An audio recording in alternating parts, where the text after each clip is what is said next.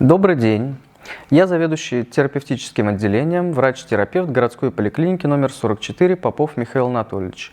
И в данном видео в рамках недели профилактики заболеваний органов дыхания, инициированной Министерством здравоохранения, мы рассмотрим такое заболевание, как хроническая обструктивная болезнь. Хроническая обструктивная болезнь легких – это прогрессирующее заболевание легких, которое приводит к ограничению воздушного потока и ухудшению дыхательных функций, а значит и функций всего организма. Оно является одной из основных причин смертности и инвалидности по всему миру. В этом видео мы рассмотрим причины, симптомы и возможные методы лечения этого заболевания. Основной причиной хронической обструктивной болезни легких является курение. Другие факторы, такие как загрязнение воздуха, профессиональные вредности и генетическая предрасположенность, также могут способствовать развитию этого коварного заболевания.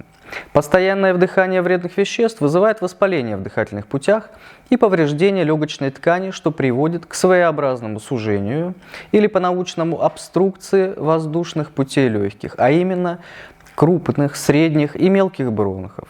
Говоря о симптомах, следует отметить главное. Первое – это кашель, который часто сопровождается отхаркиванием мокроты.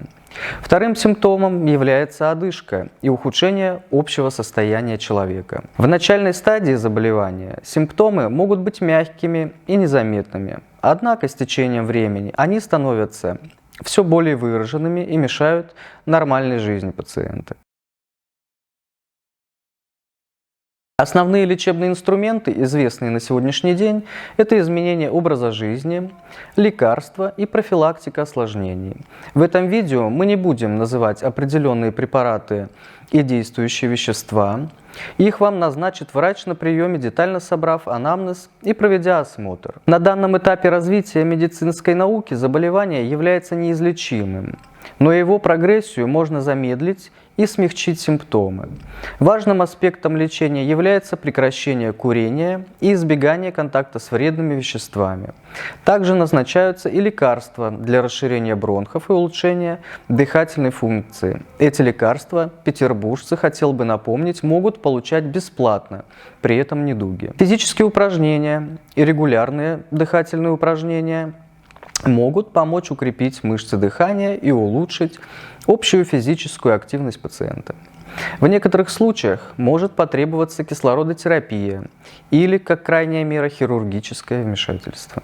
В заключение хотел бы сказать, что хроническая обструктивная болезнь является серьезным заболеванием, требующим длительного лечения и управления. Важно знать причины и симптомы этого заболевания, чтобы своевременно обратиться за медицинской помощью. Ранняя диагностика и правильное лечение могут значительно улучшить качество жизни пациента.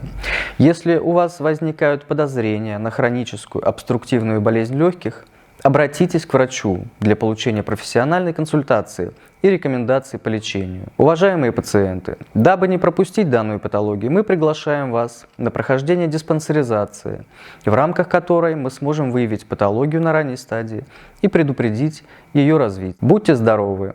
Увидимся на приеме!